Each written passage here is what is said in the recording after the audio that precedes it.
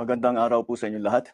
Ito po ay isa pang report na aking ginagawa upang malaman ng taong bayan kung ano na ang nangyayari tungkol sa mga flood control na kaso na naging iskandalo at kung ano ang mga ating nagawa upang mapanagot ang mga may kagagawan nito. Kaya nais kong i-report na ang ombudsman formal nang naghain ng kaso laban kina Saldico at iba pang 17 individual batay sa mga ebidensyang iniakyat ng ICI at saka ng DPWH. Hindi po ito haka-haka, hindi po ito kwento. Ito po ay tunay na ebidensya. At ito po, para hindi ko na babasahin, pero makikita naman ninyo sa phone ninyo, ito yung listahan ng may arrest warrant na.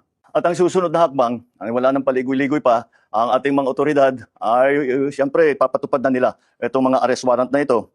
Aarestuhin na sila, ihaharap sa korte at pananagutin sa batas. Walang special na pagtrato, walang sinasanto. Ako ang nagsimula nitong lahat, ako ang magtatapos. Kaya't asahan po ninyo na wala pong tigil itong aming ginagawa.